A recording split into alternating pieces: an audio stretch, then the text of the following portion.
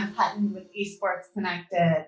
Today I want to welcome Mike Nichols. Mike has a passion for helping people think differently for improved results. As a former high-level basketball player and coach, he realized he enjoys finding solutions for others through coaching.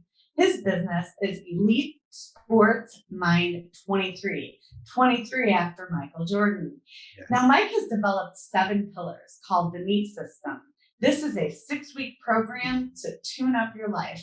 Mike, a great big welcome to the show. Thanks, Megan. Thanks for having me. It's great to be here. It's great to have you, and we're so excited to learn about your pillars. Yeah. So, and I hear that you also have a presentation for us. If we could just walk through that, I'm excited myself. Yeah, sure. Thank you. And, thanks for giving me the opportunity to share this with people as well. So I'm just going to share my screen with you now. One of the first pillars is communication. And there's I call this a recipe: event, thought, emotion, behavior, performance. So if we're looking at improving our performance or behavior, we reverse engineer this and we come back to what the thought is. Now, events happen all the time and we can't change those. We can't control those, but we can change what we think and what we feel. So as a demonstration, Megan, I'd like you to think of one of your favorite places. You don't have to tell me what it is, but just think of one of your favorite places. Okay. Okay. Now, because it's one of your favorite places, that's your thought. I'm assuming you're having, it's creating happy emotions within you. Definitely. Okay. Now, when we're looking to change these thoughts, we introduce new elements into the thoughts. So if I was to say to you, within that thought, can you quickly just introduce a floating giraffe just floating across the sky into that? Sure. Okay. And that's how easy it is to change your thoughts. We use our memories to recall different behaviors that we've created over from past events. And just by introducing something differently, it changes our emotion within that thought. So this is just a little exercise that I use with people to help them how quickly they can change their thoughts. Well, that's really interesting. So my favorite place is the beach. And then what was floating in the sky was a giraffe. Yeah. Okay. So tell me how understanding that principle allows me to understand how to change my thinking. Okay. So let's say, take, for example, the performance of an esports player, they're suffering from pressure. Every time there's a pressure situation, they fall to pieces. Now, like I said, if we reverse that and reverse engineer that to the event, so they're playing the game and there comes that moment where pressure starts to build. And this is where they have the thoughts. So they might be telling themselves, I'm not good enough. I've failed in these situations before. So we look to introduce different elements. We change the recipe of the thought. And through changing that, by removing the negative self-talk and inserting positive self-talk and maybe different images and different sounds, that creates a different emotion. And the emotion we want to create is something of calmness, because when the mind's calm, you're more able to deal with the moment in the moment. Because when you're anxious and when you feel under pressure, you can make knee-jerk reactions. Your heart's beating faster, your body tenses up, and you're more likely to make decisions that aren't very good. Right. Okay. Interesting. Can you think of anything where you felt under pressure before and you've maybe made decisions that aren't quite right? Well, yeah. I mean, I think, for everyone, it's public speaking. Right. Or for many, I shouldn't say everyone.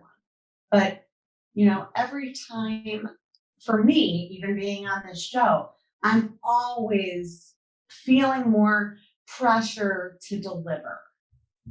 Right? Right. Okay. So that pressure is born from a thought. So somewhere down the line, you've thought of the idea of public speaking, which is an event. There's a thought there that creates that sense of anxiety, that pressure, which leads to that emotion of I don't know, what is it? Can you describe what emotion that you feel? Well, my emotion is, I guess, the value for time for people. So that would be where the pressure is. I just want to provide value and make a contribution and be of service. Yeah, and that's interesting that you say that, because some people thrive under pressure and some people fall to pieces under pressure. And I think it's clear that with the pressure that you feel, it brings out the best in you. So your behavior and performance is a positive. Pressure for you is a positive. Interesting. I would have never known that. And see, this is why performance coaching is so important.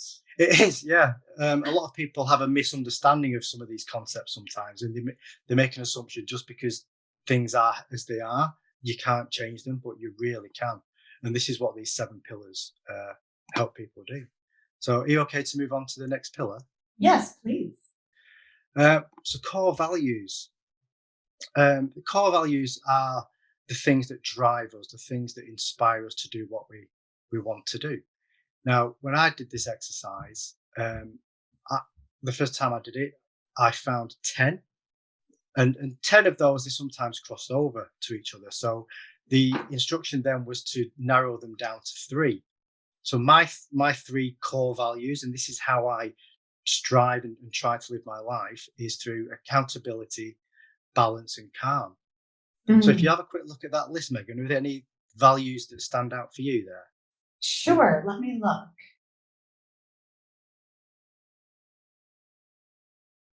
This is a great list. Selecting 10. Boy, okay. I'm going to go through these. And let's see. My first one would be love, community, connectedness, honesty, leadership, purpose, courage, teamwork, sharing, to name a few. Okay, yeah. Okay. And so what I used to do with the client is take those 10 and then we'd have a discussion about what each one of those means to them, because we all have our own interpretation of what that means. Out of those that you pick, Megan, is there any that kind of sit on the top that you just naturally drawn to and you think that is definitely me? That's how I want to live my life. Okay, for sure. And I don't remember if I named this in the top 10, but I'm a big fan of Maslow hierarchy, the self-actualization. And one of the reasons why, I chose faith and definitely self-actualization is because if you look at that hierarchy, there's a lot of things to get done to be able to be at that creative, visionary, faithful mastery, if you will. Yeah, that's right. Yeah. So the self-actualization is the one that sits on top for you. And if you had to remove everything else, that would be the one value that you'd strive towards. I think so, because it covers a word that I love to use, and it's flow. And one of my favorite things I used to do when I walked through, when we had our office, and I would walk through the office, and when I would see like people in their flow, like writers or salespeople or accountants, and just watching them working and seeing them in their mastery, what is just fascinating to me. Not to mention, I of course love working in my flow too. And you could just feel when you're in flow, and it feels so good. And you're making a difference. So that creative, and it takes all those disciplines and accountability, and it takes those, those first 10 building blocks for me to get to that top. So I'm pretty comfortable with my core value answer. Brilliant. Thank you for sharing. And again, that's important, because when a client picks their 3 values, but they feel something quite isn't right, it means there's just a misalignment between how they're living and the core values. So again, that's something that we'd offer that support for. So if we move on to the next pillar, which is your ideal vision. Okay. So again, one of the other pillars, which we'll come on to later, is your reality. So a lot of people, we live our lives and our only reality is where we are today in this moment. Yeah, some people choose to live in the past, or they choose to live in the future, and they're totally ignoring and oblivious to what's actually going on. Maybe that's Mm, because something bad has happened or something bad is about to happen. They've had a bad mm. experience and they can't shake it off. Um, and it's important for people to recognize and accept this is my reality, good or bad. Because if you ignore that and you try and brush it under the carpet, you don't have a starting point to move on from. And so it's my job to help a client understand, look, you might not enjoy where your life is right now. You might not enjoy how your performance is, but you need to accept it so we can start building and using the rest of the pillars to move you forward. So Very for interesting. you, Megan, what would you say your ideal vision is? My ideal vision, that's a great question. I think how I would answer that today would be to really deeply look at the purpose of my life and the contribution I make with the gifts I have and fostering my strengths. And I think that was one of the most challenging parts of my development was looking at the areas that I'm good at Mhm. and staying within those areas and the areas where I'm less gifted, delegating those to others.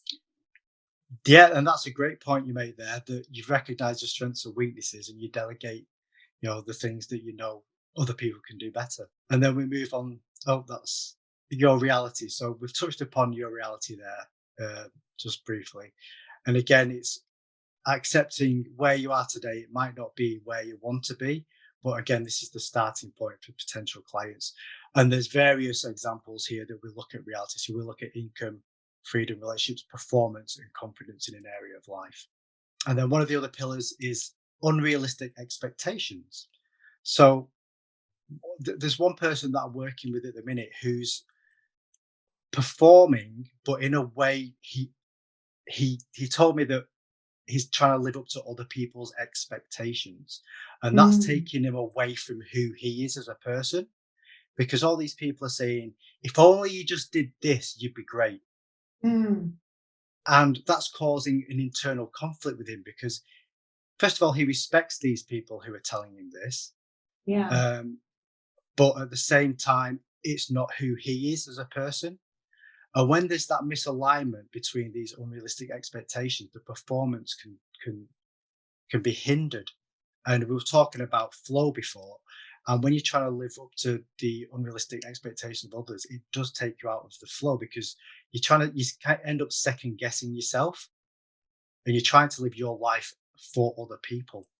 that's great. And I wonder if you could go back even to that list. So if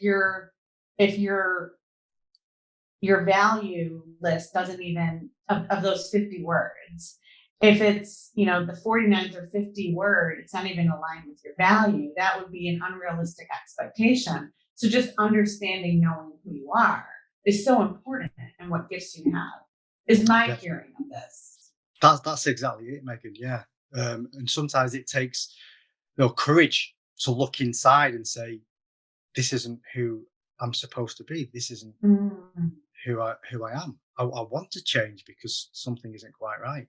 So again, it's raising this and having these conversations about your values, and it all intertwines, like you said. And then moving on from unrealistic expectations, we then bring the potential client to realistic expectations. So this is the expectations that you put on yourself, which is very different than the unrealistic expectations other people put on you. And sometimes you have to be selfish when you figuring out your own expectations because you have to put aside the thoughts and feelings of other people. Because sometimes people can put things on you with the best intentions, not knowing what's actually going on in your head. So it's very important for you to connect with your expectations, knowing what your values are. that's really great. And I saw a lot of people taking a look at themselves during COVID, our world timeout, and Mhm. asking themselves, what talents do I have? What are my passions? What's holding me back? Boy, if I have all day to be at home, what am I reading? What am I Mhm. finding myself doing? So I would imagine you must have been very busy doing your 6-week, life tune-up program during that time, because I'm just a really big advocate of this system. Thank you. Yeah, and you're right. There was a lot of reflecting going on because we had the gift of time, didn't we? We The did. world was put on pause, and what better time to look at yourself and figure out how can I be the best person I can be. Right on.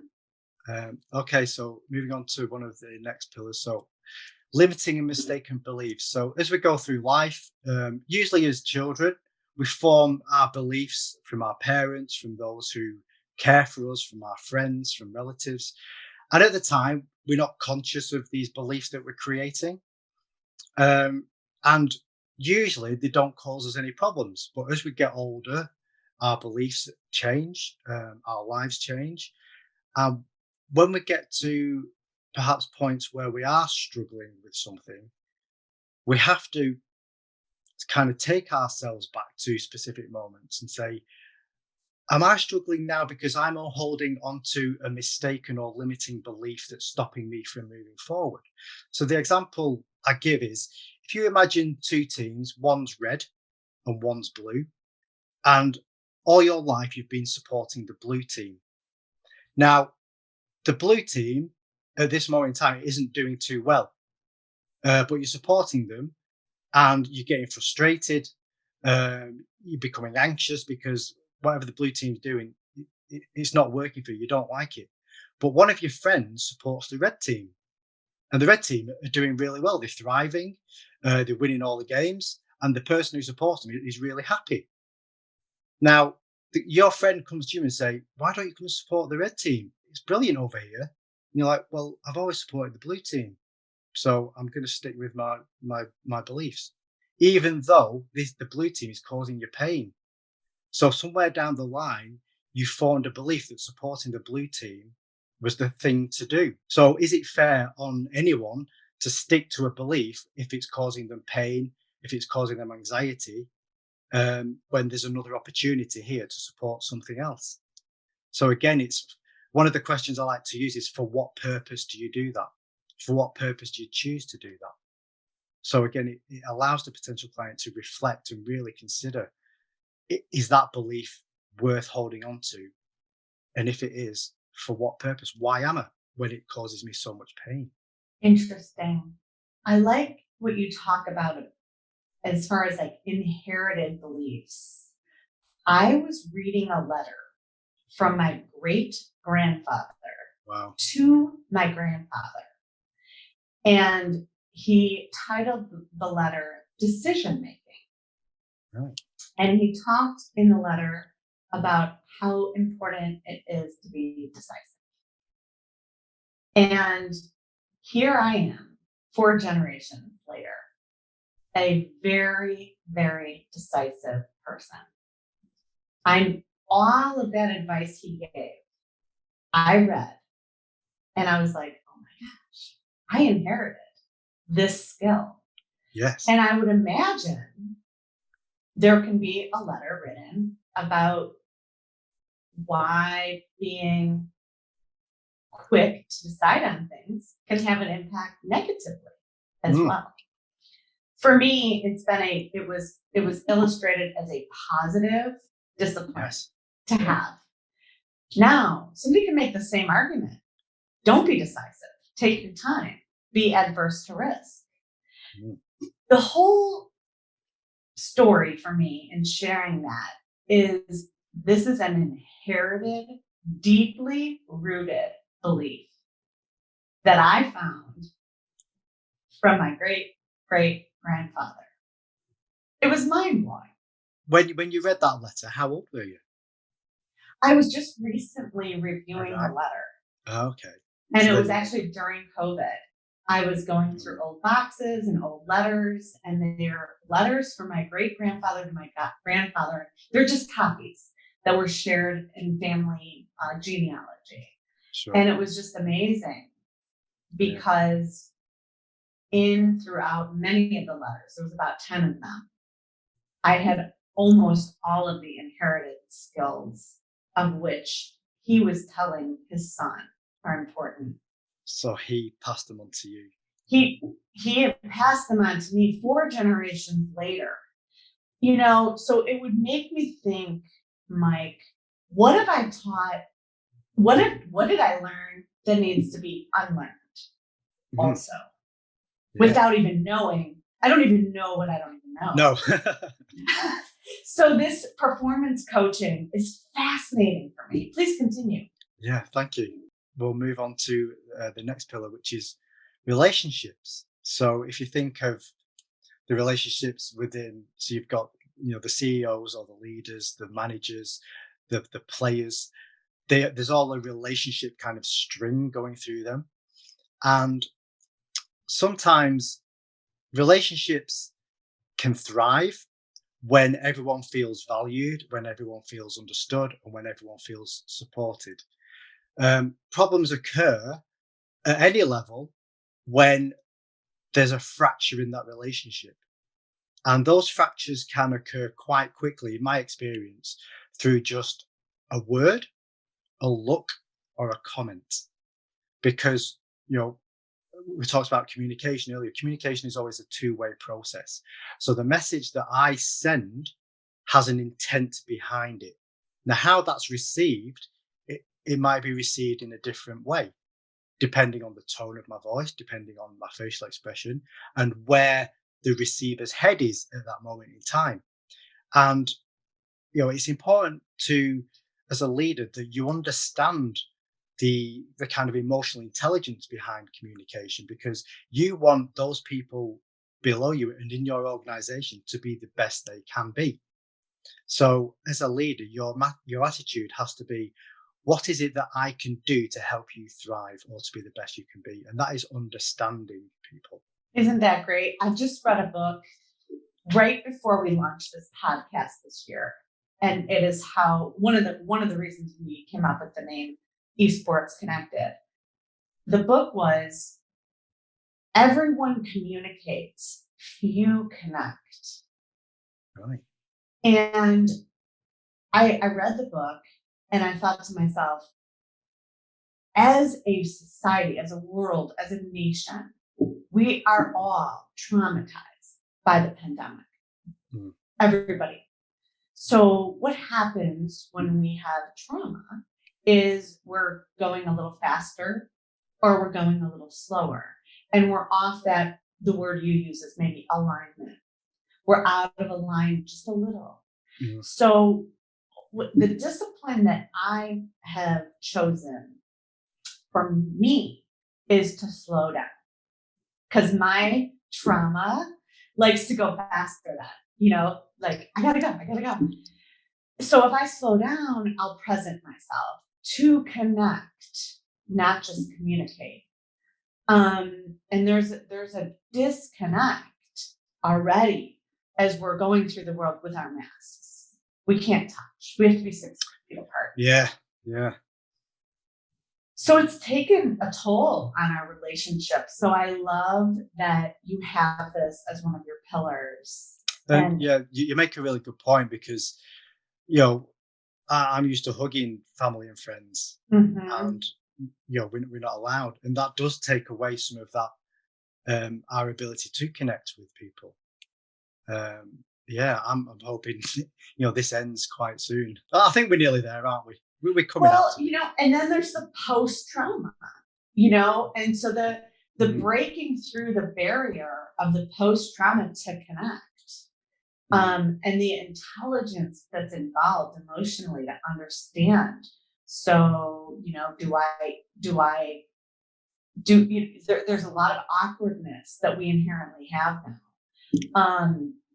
So I just love that you're one of your pillars is relationships and the development of the relationship. It's just, as you can tell, I'm a big fan of the system. So what's the next pillar? That's it. So that's the 7 that we've covered. So it's reality, vision, values, beliefs, expectations, communication, and relationships. So that's the 7. That's the 7. Yeah. So tell me, why did you develop the system?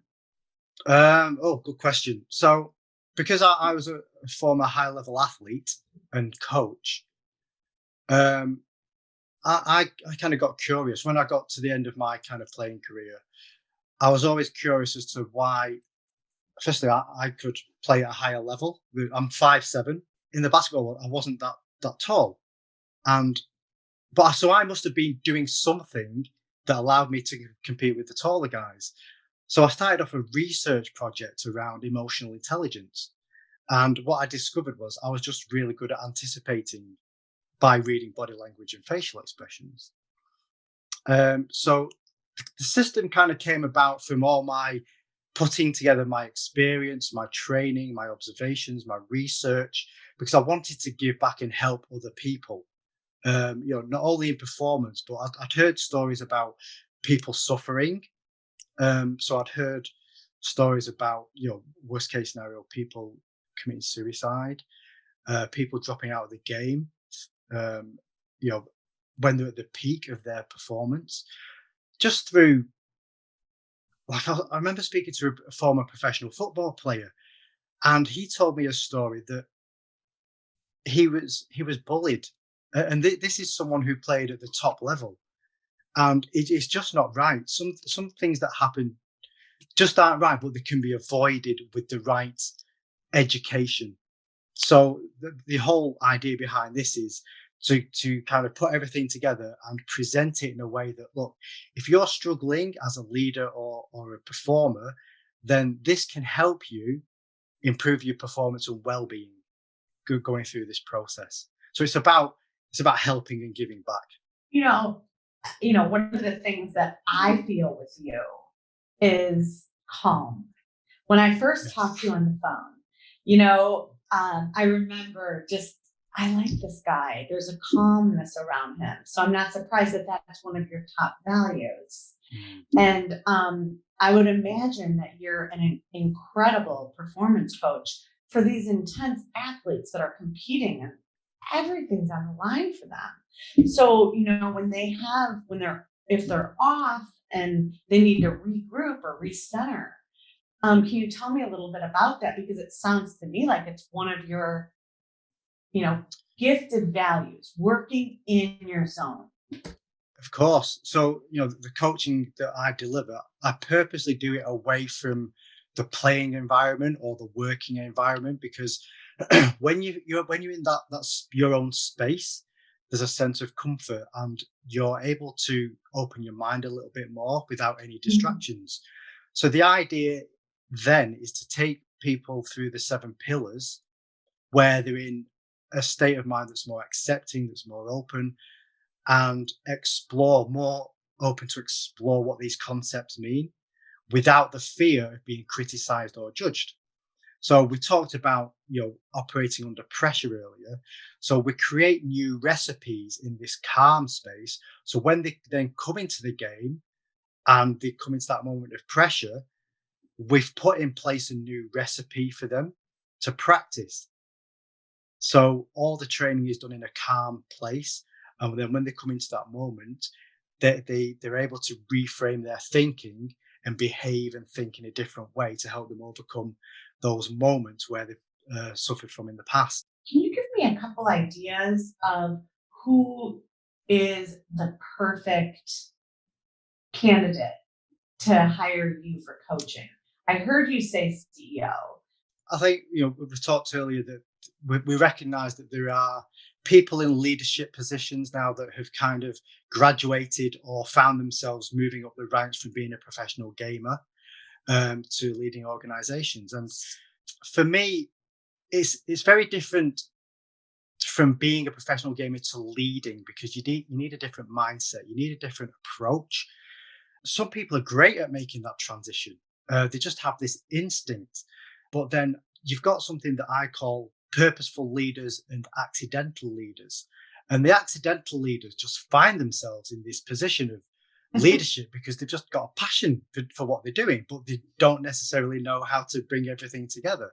But because they feel that they have a duty to do that, they do the best they can with what they've got. But they don't necessarily have the tools to do that. So then they shoulder these burdens and they feel stressed, they feel under pressure. they communicate in a way that's not productive. So it's those people that I'd like to help, because when they're struggling, the whole organization struggles. But when they're thriving, that energy comes down and everyone feeds off that energy. And like I said, it's horrible when you're struggling. I've struggled in the past with things. Yeah. And I know it's not, I'm sure you have as well. And it's not a nice place to be. I know we talked, if we could have the solution rather than try and work through it, if we could find a solution like that, surely that's a good thing. I could do, a whole series on coaching. I have had coaches my entire life. Well, I guess because we had coaches K through 12, and then I had coaches in college. So yes, even when I graduated college, so I have actually always had coaches, and it's mainstream now. Who's your coach? We have coaching here at the Esports Trade Association for our board, for our individual board members, obviously for our leaders, for myself. I've never had performance coaching. What differentiates that besides, we've gone through the pillars, but when I hear performance coaching, I think, Mike, I want to win this tournament. How can I win it? Well, hiring you for 6 weeks make that happen. Yes, it will. It will. Okay. Because it's not just me saying that, it's former people that I've worked with in the past. And on the PDF, I've got the testimonies from people that I've worked with. The quickest turnaround was 45 minutes. And this was a former professional basketball player who was representing his country. He was known as a scorer. And for some reason, he was only averaging 5 points a game. So he put something out he wrote a newspaper article. He had a column in a newspaper. I read it, reached out to him, said, look, I think I can help. Let's have a conversation. And what we learned is he'd created a mistaken belief from a conversation he thought he had with the coach. And from this mistaken belief, he began to behave in a way that made this belief a reality, even though it was wrong. So it was through asking specific questions, we got to the root of the problem, and then we reframed his thinking. So we changed the elements we were talking about before. And the next game, he went out and scored 20 points and hit 100% of his field goals, something that he'd never done before. So some people, everyone's different. So some people really understand the value that they have inside them and their ability to look at things from a different perspective. And for some people, it takes a little bit longer. And, performance is about winning, not only on the score sheet and the end result as a winner, but it's also winning and for yourself. And this is why it's a performance and well-being program, because if you're suffering internally, you're going to be turning up to games, but you're not going to be in the moment. You're not going to be able to find your flow. And one of the other clients that I'm working with, he was bullied. He played for his country and he was bullied. And this was 5 years ago. And he's never really played up to his potential because he was living up to the expectations of others. So we're now in the process of breaking those down so he can live up to the person he is. And he's just won a championship, but he feels so, he had a good game. But for him, the important thing was I played like I am who I am. And that was the biggest goal. Yeah, it was the biggest outcome for him. And this is what I like about your program. People ask me, what can I do for work in gaming and esports? And I think the first and foremost important thing is to find out what you love to do and do that. And you don't just specialize in people winning the game. You specialize in finding people's gifts, values, and talents and have them win at life. And, for that, I just thank you so much for being part of our community and helping people, with their purpose and creating their life, vision, and mission and having them win at that. It's just been a pleasure to have you on the show. Anybody that's interested in finding you, Elite Sports Minds 23 Mike Nichols, you can find him in our buyer's guide. He's a member of the Esports Trade Association. And regardless of what it is that you're competing to win, you can actually help. And did you have any parting advice? Yes. I mean, so one thing that I've learned is our past is something that is part of us, but it doesn't define who we can be. We can always find a way to find ourselves, to increase performance. And it all starts with a conversation. It starts with reaching out and saying, look, things aren't quite working out for me. What can I do? And so it comes, there's a sense of accountability. And like I said, until someone's ready or got a need or desire to improve, we can't help them. They can't help themselves. So I encourage people to say, it's a strength and it takes courage to reach out and ask a question, can you help? That's right. Well, thank you for all that you do for our community, and Thanks, appreciate it. keep winning. Thank you.